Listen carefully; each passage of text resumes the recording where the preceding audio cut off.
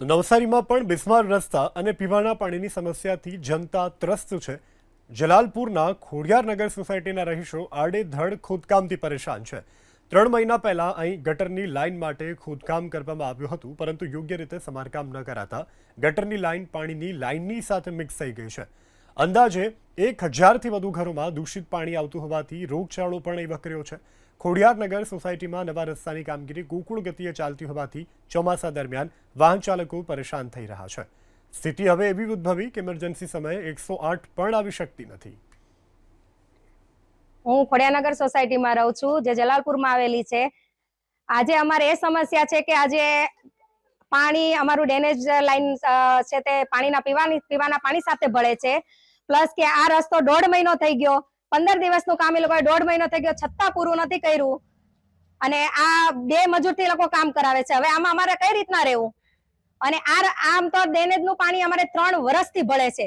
જ્યારે પણ અમે નગરપાલિકામાં જઈએ ત્યારે છે તે અમે રજૂઆત કરીએ, કોઈ જવાબ આપતા નથી। કાલે અમે રામધૂન બોલાવી પ્લસ આ બધું મોરચો લીધો એટલે અત્યારે જોવા આવ્યા। અત્યાર સુધી ક્યાં ગયા હતા એ બધા? કોઈ દિવસે કોઈ આવતું જ નથી, તો સવારે 7 વાગ્યામાં બધા જોવા આવી ગયા, તો અત્યાર સુધી ક્યાં ગયા હતા? આટલા કેટલા વખતથી અમે હેરાન થઈએ છીએ, આમ નથી। હજી લાસ્ટમાં તો હજી ગટરનું ઢાંકણું પણ બાકી છે મૂકવાનું। આ 2 મહિનાથી આ ખોદેલો છે, હજી કોઈ હમું જોતું નથી અને 2 મજૂર મૂકીને કામ કરાવે છે। તો 2 મજૂર મૂકીને અમારામાં છોકરાને સ્કૂલ મૂકવા જવા અમારે ચાલવું કેવી રીતે રહેવું?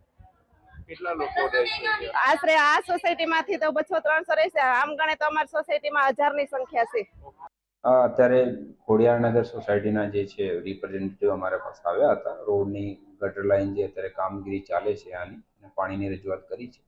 આમાં ચોક્કસપણે તપાસ કરાવીને આગળના જે છે એક્શન લઈશું, અને કોઈ અધિકારીની પણ જે છે આમાં જિમ્મેવારી બનશે કે જેના કામ નહીં કરવાના કારણે કે કોઈ ઇરાદાપૂર્વક જે છે આમાં ડિલે કર્યો છે, એની પણ તપાસણી કરવામાં આવશે અને આગળ જે છે પગલાં લેવામાં આવશે। 4 મહિનાથી આક્ષેપો છે કે 4 મહિનાથી આ લોકો હેરાન થાય છે, રજૂઆતો થાય છે પણ કામ નથી થતું। આમાં એ છે, જ્યાં જેટલી માહિતી મારા પાસે છે, ઓલરેડી જે પહેલી એજન્સી હતી અમારી ડ્રેનેજની એજન્સી, આના સમયમાં ઓલરેડી અમે પગલાં લેવાના ચાલુ કરી દીધા છે।